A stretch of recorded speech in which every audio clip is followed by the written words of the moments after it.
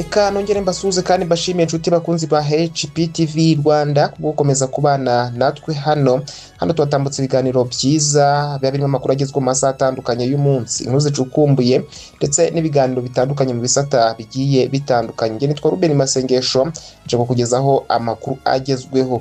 Mu karere ka Nyanza ndaza kukira byinshi ku rubanza ruregwamo umwana na se gusambanya abana babiri baje gusangwa ari amasugi.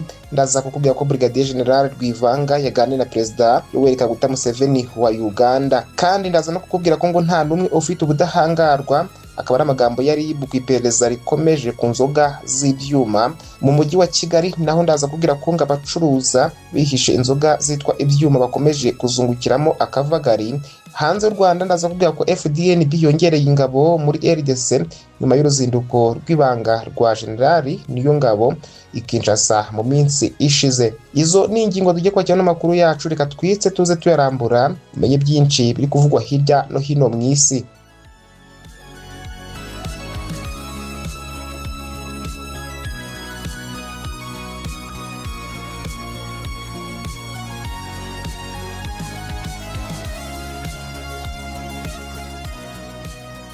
Aya makuru reka nyanzige kuri inkuru ivuga yuko ngo nta numwe ufite ubudahangarwa, akaba ari byatangajwe na RIB ku iperereza rikomeje ku nzoga z'ibyuma. Umuvugizi w'urwego rw'igihugu rw'ubugenzacyaha RIB Dr Murangira Bitsiyeri yashimangiye ko gukurikirana abafite aho bahuriye no kwenga ibinyobwa bituje ubuziranenge mu Rwanda bitarangiye, ahubwo ko no mu zindi nzego zirimo na za minisiteri hazatungwamo itoroshi nihagira uhagaragara nawe akabiryozwa. Byatangajwe ku wa 13 Kanama 2026 ubwo RIB yerekanaga abakozi ba leta 18 bakurikiranyweho ibyaha byo gukoresha ububasha bafite mu nyungu zabo bwite no kuba ibyitso ku cyaha cyo guha umuntu ikintu gishobora kwica cyangwa gushegesha ubuzima. Dr Murangira yagaragaje ko ubu abantu bagera ku 104 bamaze gutabwa muri yombi kuva ku itariki ya 20 Nyakanga 2026, ariko ko guta abandi muri yombi bitahagaze. Yagaragaje ko gahunda yo guca ibinyobwa bituje ubuziranenge itazahagara kugeza igihe uwayigizemo uruhare wese ukidegembya azakurikiranwa. Yavuze ko guta muri yombi abagize uruhare mu gukora ibituje ubuziranenge bitazahagariraho, ahubwo bizagera no ku bindi binyobwa. Ati muribuka igihe twahagarikaga imitobe ya Salama, izi ngamba ntabwo zahagarariye ku binyobwa gusa, zizakomeza no ku bindi kuko ubuziranenge ni ikintu cy'ingenzi kandi dushaka umunyarwanda ufite ubuzima bwiza. Mu bantu 104 bamaze gutabwa muri yombi harimo ba nyir'inganda zengaga ibinyobwa bituje ubuziranenge, abo bakoranaga n'ababafashaga mu gutumiza ibitemewe mu kuzenga. Harimo kandi n'abakozi bo mu nzego za leta, harimo n'abayobozi bagize uruhare mu kubakingira ikibaba no kubaha ibyangombwa mu buryo butemewe n'amategeko. Inzoga zituje ubuziranenge ziri guhashywa cyane. Ikigo cy'igihugu gishinzwe ibiribwa n'imiti Rwanda FDA cyafunze inganda 148 zakoraga ibinyobwa bisembuye bitujuje ubuziranenge, kinatesha agaciro impushya zabyo zo kubikora, ndetse kandi gihagarika by'agateganyo ubwoko bw'inzoga 52 zaturukaga hanze y'igihugu. Minisitiri w'ubuzima Dr Sabin Nsanzimana aherutse kuvuga ko mu isuzuma ryakorewe zimwe mu nzoga zituje ubuziranenge zapimwe basanze harimo izifite igipimo cya 90% cya alcohol, hakabamo n'ibinyabutabire by'uburozi bitagenewe kunyobwa.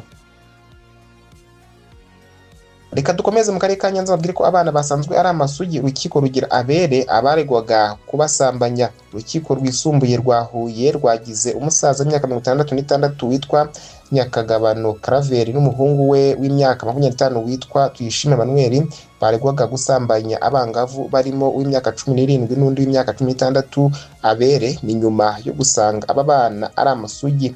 N'ibyaha byakekwaga ko byabereye mu mudugudu wa Gakenyeri ya mbere mu kagari ka Nyanza mu murenge wa Busasamana ho mu karere ka Nyanza. Ubushinjacyaha buvuga ko uyu musaza n'umuhungu we bakoreshaga abangavu babiri bacururiza amandazi ndetse rimwe na rimwe bagakora mu kabari ka Nyakagabo. Byakekwaga ko uyu musaza n'umuhungu we basambanyaga aba bana babasimburanaho. Ubushinjacyaha bwasabaga urukiko ko bahamwa n'icyaha cyo gusambanya umwana bagahanishwa igihano cy'igifungo cya burundu, kuko abana bivugira ko basambanwaga ndetse hari n'abatangabuhamya bemeza ko bari bazi ko aba bana basambanwaga.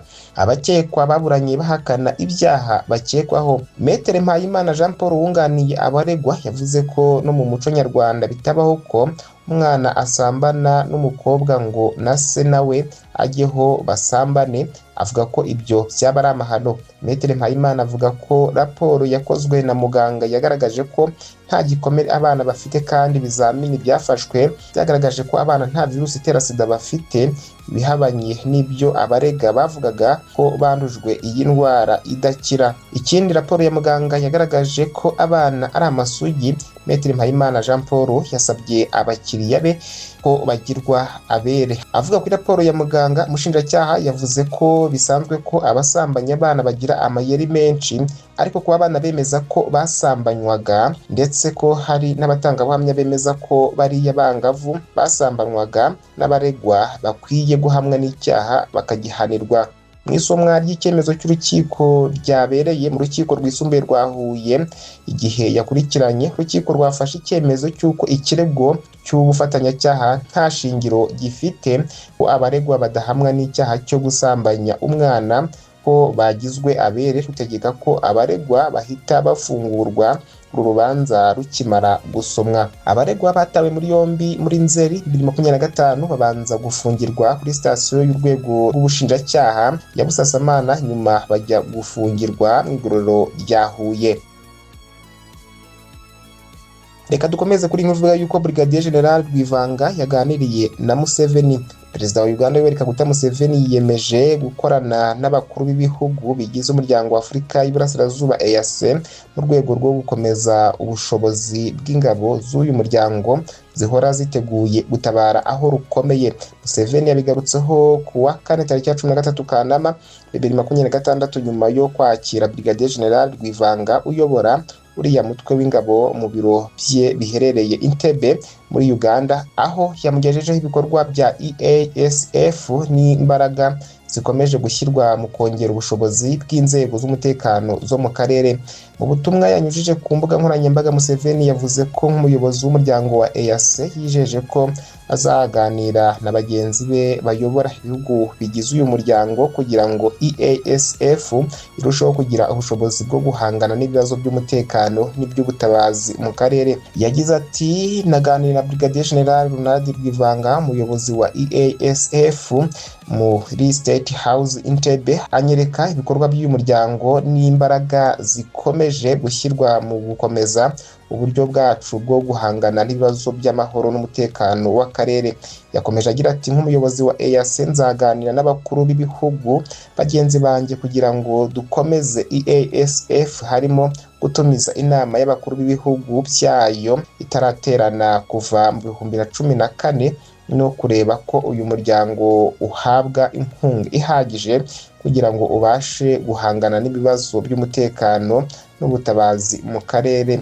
EASF yashyizweho n'umuryango wa Afurika yunze ubumwe mu rwego rwo gutuma ibihugu byo muri Afurika y'Iburasirazuba bigira ubushobozi bwo gutabarana mu gihe cy'amakimbirane, ibibazo by'umutekano ndetse n'ibindi bibazo byihutirwa bibangamira amahoro n'umutekano w'akarere. Kuganira kwa Museveni na Brigadier General Rwivanga bibaye mu gihe EASF iri mu bikorwa byo kongera ubushobozi no gushimangira uruhare rw'ibihugu bigize uyu muryango mu bikorwa byo kubungabunga amahoro n'umutekano mu karere. Reka kandi dukomeze mu mujyi wa Kigali mbabwire yuko abacuruza bihisha inzoga zitwa ibyuma bakomeje kuzungukiramo akavagari. Bamwe mu baturage batandukanye bavuga ko bahangayikishijwe cyane n'uburyo bamwe mu bacuruzi bafite utubari n'amaduka cyangwa se za butike bakomeje gucuruza inzoga zitwa ibyuma mu gihe zamaze gukurwa ku isoko. Abaturage babitangaje nyuma y'uko ikigo cy'igihugu gishinzwe kugenzura ubuziranenge bw'imiti n'ibiribwa Rwanda FDA cyakuye ku isoko ry'u Rwanda inzoga benshi bakunze kwita ibyuma cyangwa amabuye n'izindi kubera ko zitujuje ubuziranenge, ndetse kinafunga inganda 148 zakoraga izo nzoga kuko zitari zujuje ubuziranenge.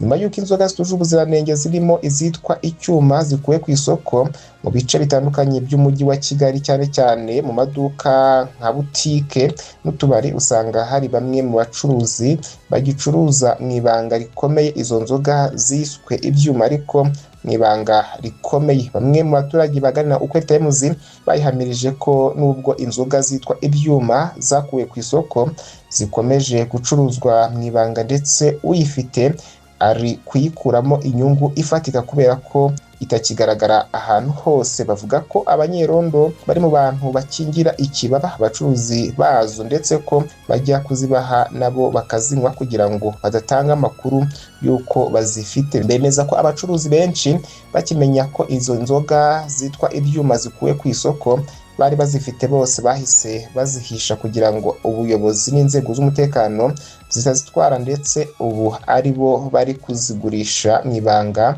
ku baturage batandukanye. Umuvugizi wa polisi y'u Rwanda mu mujyi wa Kigali CIP Wallace Gahonzire yabwiye Ukweli Times ko uzafatwa yahishe izo nzoga zitwa ibyuma n'izindi zakuye ku isoko azakurikiranwa ndetse agahanwa n'amategeko.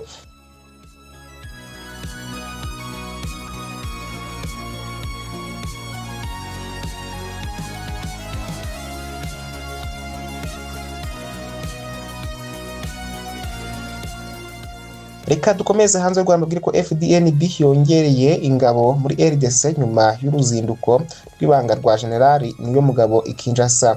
Ingabo z'u Burundi FDNB ziri kongera kwinjira mu burasirazuba bwa Repubulika ya Demokarasi ya Kongo mu gihe hashize icyumweru umugaba mukuru w'ingabo General Prime Niyongabo agiriye uruzinduko rw'ibanga i Kinshasa. Amakuru bwiza ikesha imboni zayo mu Burundi avuga ko mu ijoro ryo kwa 12 shyira kwa 13 Kanama 2026 umubare munini w'abasirikare ba FDNB wambutse umupaka wa Kavimvira ugana muri RDC. Izo mboni zavuze ko abo basirikare berekeje mu bice bya Baraka na Kamanyura mu ntara ya Kivu y'Amajyepfo, ndetse ko bari bitwaje ibikoresho bya gisirikare biremereye. Umwe yagize ati FDNB yambuka Kavimvira ijoro ryose, ni ingabo nyinshi ziri kujya mu byerekezo bya Baraka na Kamanyura. Ikindi nuko hano hari kujya ibikoresho biremereye. Uko kwiyongera kw'ingabo z'u Burundi muri RDC kuje nyuma y'uruzinduko rwa Generali Prime Niyongabo i Kinshasa ku 6 Kanama 2026.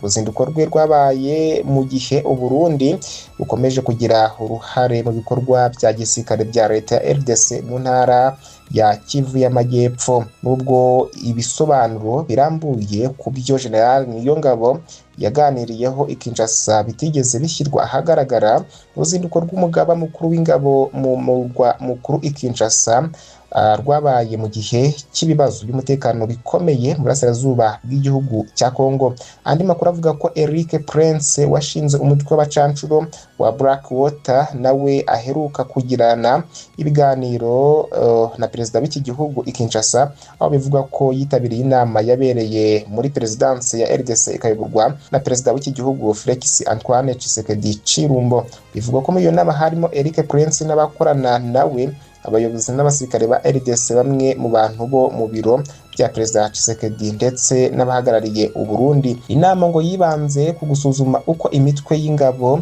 zishyigikiye leta ya Kinshasa zihagaze ku mirongo itandukanye y'urugamba, ndetse no ku buryo ibikorwa bya gisirikare byongera imbaraga mu rwego rwo gusubirana uduce two mu misozi miremire ya Fizi, Uvira na Minembwe, ihuriro ry'ingabo za Kinshasa zambuwe n'imitwe ya Twirwaneho ndetse na M23. Na ruhande rebwa n'aya makuru rurayemeza ku mugaragaro, ariko kuba FDNB yongeye kugaragara ku bwinshi mu bice bya Kivu y'Amajyepfo nyuma y'uruzinduko rwa General Niyongabo i Kinshasa byongereye ibibazo ku bijyanye n'imyiteguro ya gisirikare iri gukorwa hagati ya Kinshasa na Bujumbura.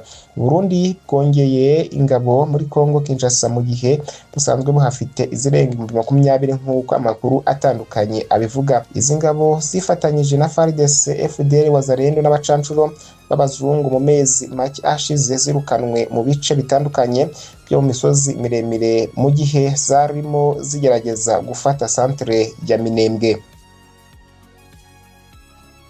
nshuti bakunzi ba HPTV Rwanda, naho dusoje amakuru yaragezweho. Tubashimira ko mukomeza kubana natwe, muraba agaciro. Ni mpamvu ko tubategurira iby'agaciro. Ngende twa Ruben Masengesho, komeze kugira ibihe byiza.